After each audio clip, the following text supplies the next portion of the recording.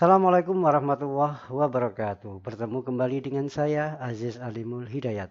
Kali ini kita akan membahas tentang rancangan penelitian observasional deskriptif.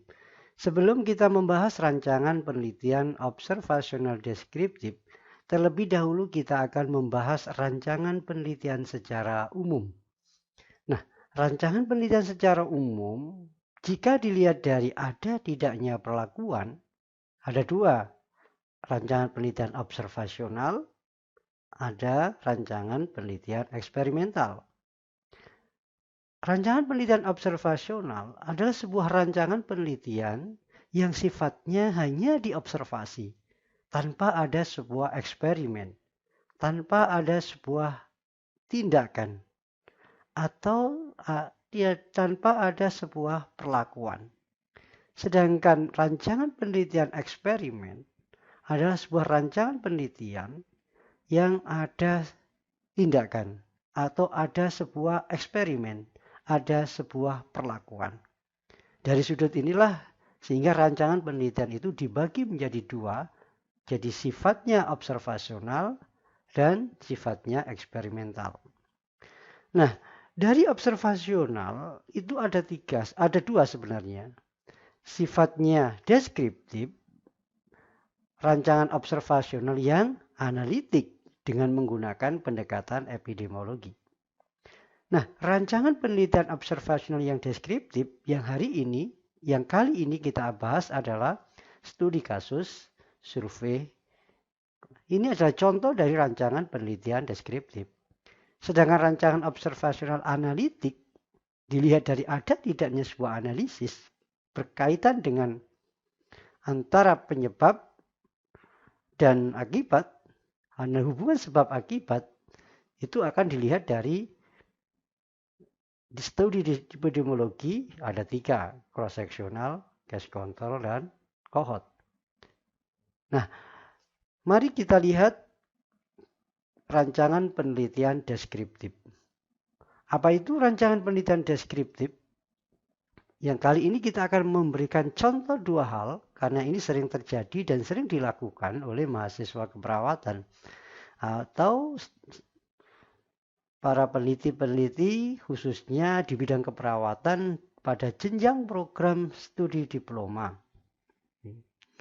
atau vokasi atau mungkin jenjang profesi yang sifatnya tugas akhir dalam menempuh pendidikan klinik. Nah, rancangan penelitian studi kasus merupakan sebuah penelitian dengan melakukan penyelidikan secara intensif tentang individu dan atau unit sosial yang dilakukan secara mendalam. Dari definisi itu, rancangan ini bisa dilakukan pada kasus-kasus tertentu atau satu kasus atau dua kasus. Atau mungkin bisa dilakukan secara sosial, secara umum atau banyak kasus. Tapi ini dilakukan secara mendalam bagaimana melakukan penyelidikan. Jadi pengamatannya itu secara komprehensif. Tentu dengan menemukan variabel-variabel penting tentang perkembangan individu atau sosial yang diteliti. Jadi pengamatan, penyelidikan ini secara mendalam apa saja yang akan ditemukan, apa saja apa yang diinginkan, dideskripsikan pada kasus tertentu. Apa saja itu adalah variabel apa saja yang mau dilihat perkembangannya. Kemudian dideskripsikan, kemudian dianalisis. Tentunya terakhir adalah disimpulkan. Jadi ini adalah rancangan penelitian studi kasus. Nah, kalau di dalam pendidikan keperawatan, khususnya pada program pendidikan vokasi atau diploma 3 keperawatan, tugas akhirnya adalah studi kasus. Maka jika melakukan penelitian, tugas akhir studi kasus, hampir semua rancangan penelitian yang ditulis adalah dengan menggunakan studi kasus. Tentu spesifikasinya adalah pendekatan asuhan keperawatan.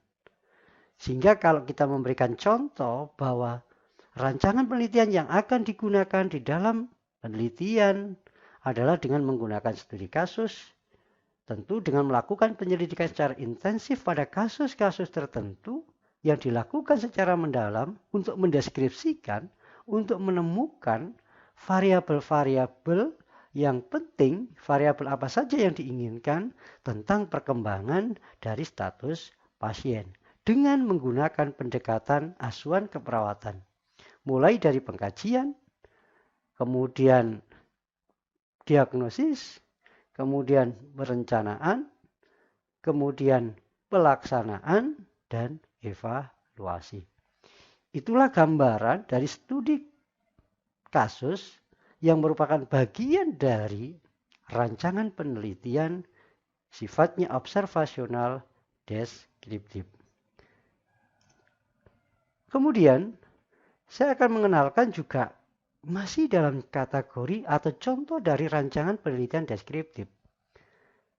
Ada perancangan penelitian survei.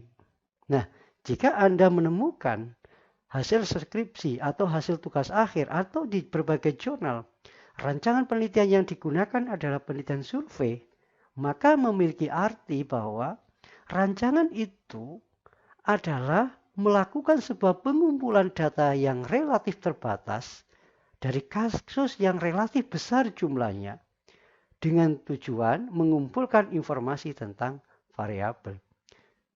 Jadi, spesifikasinya khususnya ini adalah data-data yang tentu relatif terbatas dari kasus yang diinginkan. Tentu dari jumlah yang sangat besar.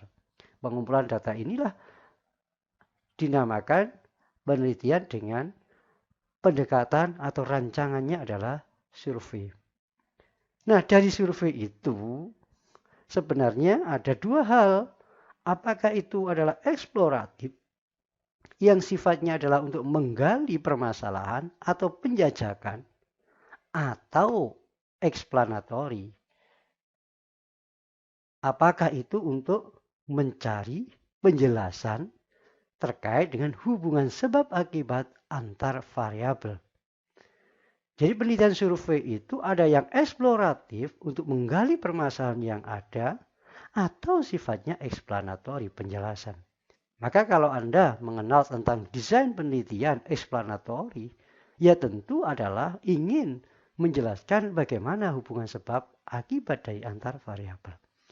Dua contoh inilah yang sering kita temukan pada studi kasus atau survei ini pada tugas akhir mahasiswa, khususnya mahasiswa keperawatan jika melakukan penelitian yang sifatnya deskriptif observasional. Nah, saya ingin berikan contoh. Contoh dari judul penelitian-penelitian yang sifatnya dengan menggunakan desain deskriptif. Yang pertama, ini contohnya. Studi tentang perilaku menyusui pada ibu yang ditinggal di wilayah A. Jadi ingin mempelajari perilaku menyusui yang bagaimana pada ibu-ibu itu yang tinggal di wilayah A. Kemudian ada contoh yang kedua, karakteristik dermatitis kontak alergi. Ingin mendeskripsikan kira-kira karakteristik apa saja dermatitis kontak alergi yang terjadi di rumah sakit A. Kemudian ada studi tentang tingkat nyeri pada pasien fraktur dirawat di rumah sakit A. Ini juga sama, ingin menggali kira-kira seberapa besar sih tingkat nyeri pada pasien fraktur A. Ada lagi tipe studi kasus, asuhan keperawatan dengan masalah hipovolemi pada pasien DHF di rumah sakit A. Nah, ini contoh dari studi kasus dengan pendekatan asuhan keperawatan. Kemudian ada lagi studi kasus pemberian cairan pada pasien DHF di rumah sakit A. Nah, kalau ini adalah penyelidikannya difokuskan pada pemberian cairan. Ini juga termasuk bagian dari studi kasus. Kemudian ada studi kasus tentang manajemen nyeri pada pasien CA-MAMAI di rumah sakit A. Ini juga sama pendekatan studi kasus, tetapi difokuskan pada penyelidikan tentang manajemen nyeri pada pasien CA itu. Nah, inilah contoh-contoh dari studi kasus maupun juga penelitian survei. Bisa saja nomor satu itu deskriptif, sifatnya survei. Nah, atau nomor 2 juga deskriptif, mungkin sifatnya survei.